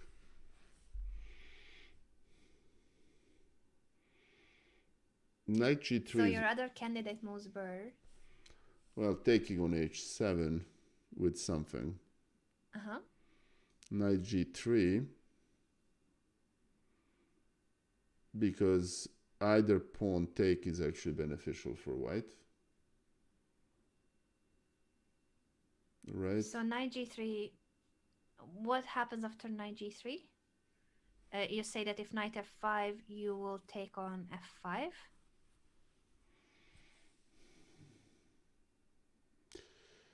But as Michal Smysl is pointing out, if we take with rook on h7, we can take here. We sacrifice the rook.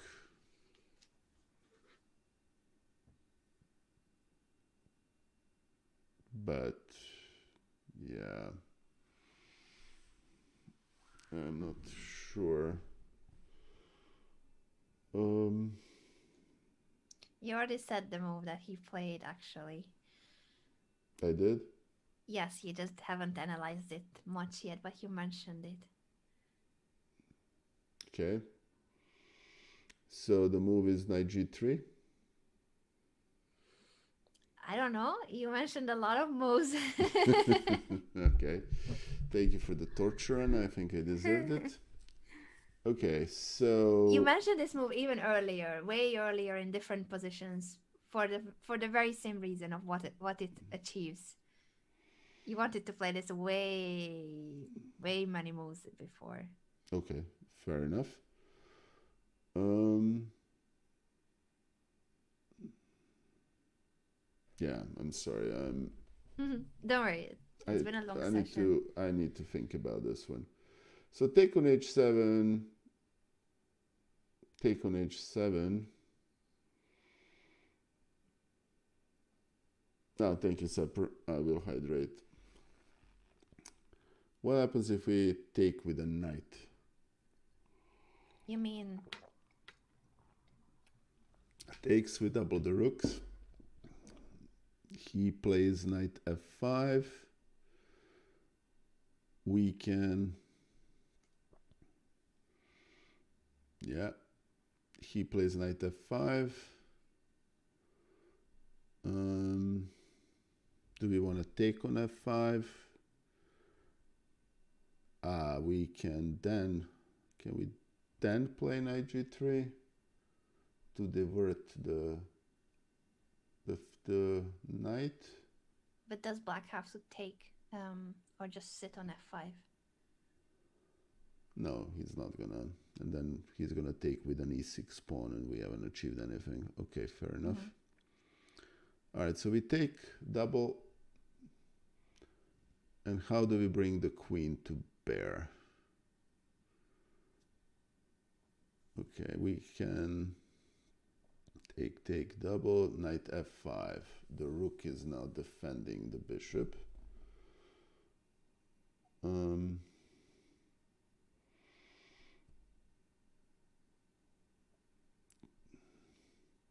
hmm.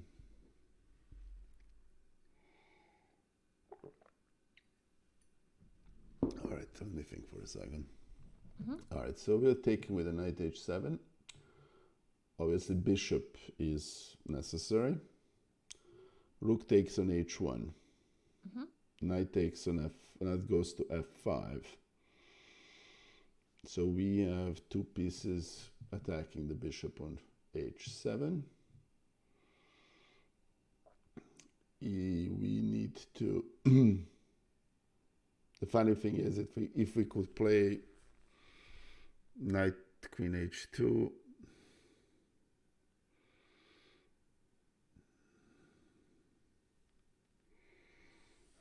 All right, hold on. Just because the game is still not that close to the end, I'll need to tell you that unfortunately neither of the sacrifices work on Yeah, h7. no, So they the don't. move that you've been wanting to play earlier is a minor sacrifice, but you've been wanting to play that earlier. We're talking about f5. Yes. So Okay. what is it that f5 achieves? It brings that stupid knight on e2 into play. Yes. So he gave up the h6 pawn and Yep. now he's giving up a second pawn. Unfortunately, all those lines with the capture on h7 don't work, but you guys can analyze it Yep. further because it's a very exciting position. The only reason why I'm showing it that this was the move because I still want to take some time for the line in the game because okay, we are 2 pawns up, 2 pawns down. We do manage to bring our pieces, but it doesn't mean that the game is over. Black still has a decent defensive chance, the seventh rank, the knight on f5. So still, this wasn't just yet over. e6 is hanging, so black plays queen to e8. And Okay. now this was the right moment for white to get rid of this knight because, well, in the game, I think e takes f5 happened, but if g takes, both both pawn captures will have some drawback. If you take with the e1, as in the game, that creates an e pass pawn for white and weakens the d5 pawn. If you take with the g pawn, that does give up the h5 square, and white can just Yeah. infiltrate black's camp with those knight jumps further. It's very unpleasant. So that's why Black ended up saying, okay, I prefer the pass pawn, but my king is somewhat safer. Um, and Morozevich just kept applying pressure. He now plays rook c5 to attack the d5 pawn.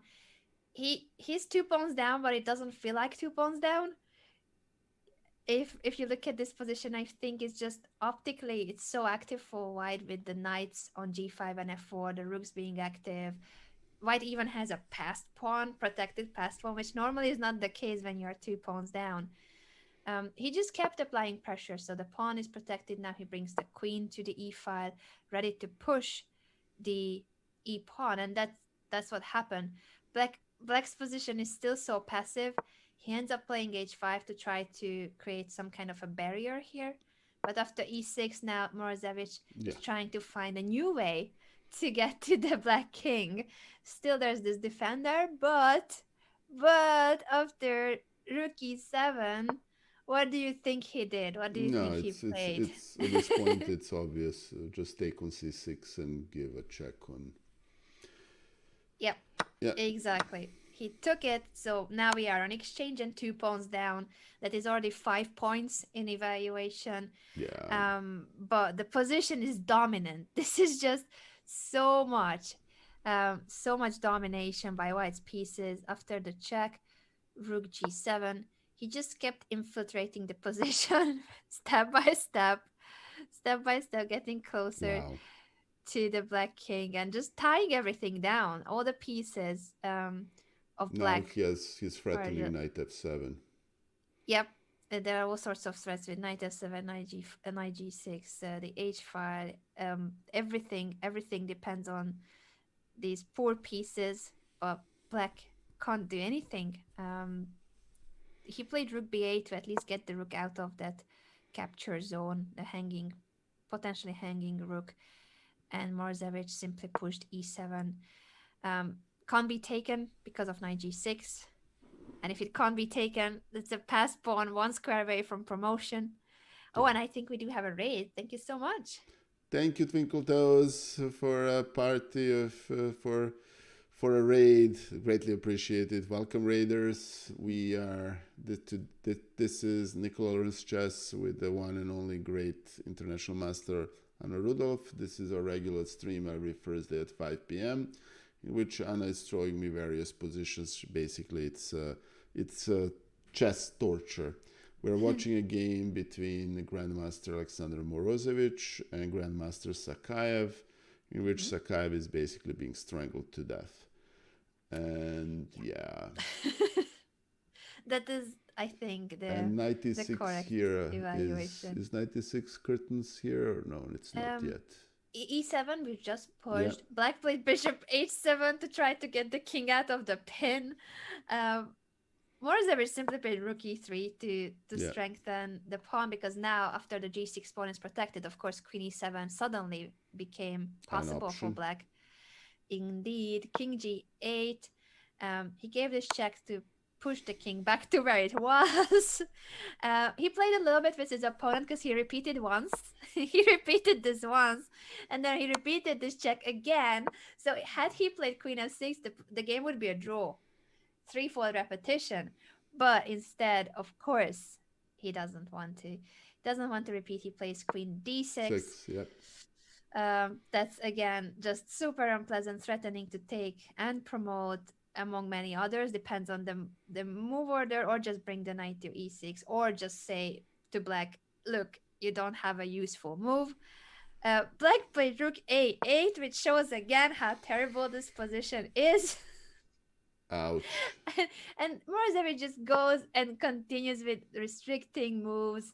A black can barely play any moves that don't lose on the spot. He plays rook g8, and now after knight f2 e6, Mr. Sakayev, with the black pieces, decided it was enough. Yeah, he doesn't really have a good defense against Queen e5. Yeah, queen e5 is the threat. The best move according to the engine here is to give up that rook state straight away with rook g7. Every other move is mate in two. So I think it was a good moment to decide to resign. What did you think of the game, Nikola, and what were some of your favorite moments? Um, as I said, I feel bad for the black. Talking about torture, as Chesterner says, poor black. Yeah.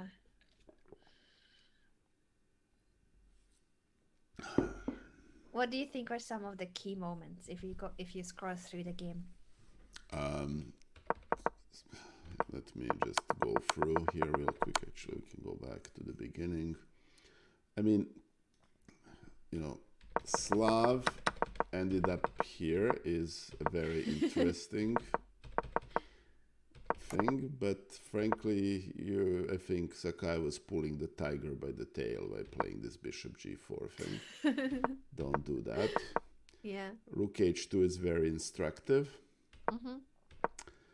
And this continuous improvement of one's position and not allowing black any chances whatsoever is genuinely, truly amazing. Yeah. You know, and redirecting this, just look at this bishop. It went to b1 to a2 to back to b1. And it looks like every piece in this, you know, I mean, let me put it this way. This bishop, I think any French defense bishop, you know, light squared bishop basically said, yeah, you know, I'm bad, but look at this poor guy. He's much worse than I am. Yeah. Okay. That definitely was a terrible piece in the game. Then moving, switching gears. And this just taking on h6, why? Yeah, and then the second pawn sacrifice with f5 and an exchange sacrifice. I'll be honest with you, Anna. If I were Sakaev, and I'm never gonna be nowhere near as strong as Sakaev, I would have lashed out. Where was that queen h4 thing that we discussed? I mean, you know. Oh, yeah, that was way earlier. That Yeah, was go do something. You know. yeah. Push Yeah, e5. I think he took a very passive, indeed, a very Yeah. passive response to how Morozevich was playing. But yeah, the queen move was, that Yeah. wasn't even. It's here. I found it. It's the move. You 20. found it? Yeah, I'll let here. you. Yeah. Instead he played f6. Mm-hmm. Yeah, definitely. He played it very passive. It seemed to be working for a long time. He was holding his own, but it was a very unpleasant position to play. And in the end, he cracked. He did take that pawn on h6. Had he not taken it, the position is still unpleasant, of course. So it's not a one move blunder or anything. The position was pretty bad. Wow, Anna, thank you. This was an extremely instructive game. I'm glad you liked it. Oh, I loved it. It's you know, I hope. I mean, it's a type of positional initiative that obviously I've never acquired it on the level of Grandmaster Morozevich or Grandmaster Sakaev, but it would be a nice thing to add to the, you know, to one's toolbox, for lack of a better word. Wow. All right. Thank you, Anna. That was very greatly appreciated. Couple of program announcement. I may have another stream tomorrow. I'll announce it. I'm preparing for my adoption match number 15. Oh, nice. And this time I'm kind of hoping to see how it looks on the other side of the fence, meaning I'm going to try to adopt. I don't think I have any chances, but I think I want to give it a try. So WM Jesse February of #chess has agreed to let play a match with me on Sunday, and I'm going to stream my preparation. Yes, Chess on Earth, it's very interesting. You know, one advantage of playing all these 14 matches is that I get exposed to quite a lot of different styles. The way Lile Koridze plays, the way that you know, Alessia Santeramo plays, the way Anna Muzichuk and Dina Belankaya play, those are very, very different styles. So, thank you. Thank you, Chess on Earth, very greatly appreciate it.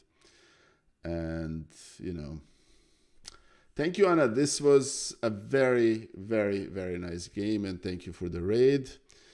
You're very welcome. It's much when deserved. When do we rob the bank? My days of robbing the bank are gone. I just have hats for as a memento from my days. So Thursday is now at 5 is now Anna and my regular schedule. I thought some of the days is Tuesday. Sorry that my schedule is so Oh, okay, confusing because I that's fine. don't. I think We'll it be depending on flexible. the week. It's That's sometimes fine. it needs to be Tuesday, but I'll let you know if there is one that fits more because unfortunately I had to be moving Tuesday and Thursday It's fine. things, and when it was Wednesday first, and now it's Tuesday or Thursday, so it's That's gonna fine. be either Tuesday or So it's gonna be either Thursday. Tuesday and Thursday. I'll announce it on Twitter. If you haven't given me a follow on Twitter, and I think there is a Discord link in the chat. Please go there, and I think I have a Twitter link in there. So please give me a link. And thank you, Anna, again. That was fabulous. Another question is we are gonna raid somebody, and I think we have 2511 has been very supportive of the channel. He's a very young 12-year-old kid. I think we're gonna give 2511 a raid. Please give him a follow when you get there, and I'm gonna see you guys sometime tomorrow, and wish me luck on uh, on This Sunday. Sunday in the match, Yeah, definitely. I You're gonna rate. do great. You're gonna do Thank you, great. Anna. That's fine. I just really want to see uh, how it feels on the other side of here. There he is. Talk to you soon, and thank you guys. Thank you for all the bits and all the raids and everything else. That's very greatly appreciated. I'm looking forward to see you guys very soon tomorrow. Thank you again. See you soon. Starting the raid now. Thank you so much, and I'm waiting for this to be there. Hold on. Come. Yep. Bye. Bye, everyone. Okay. All right. So that I'm ending this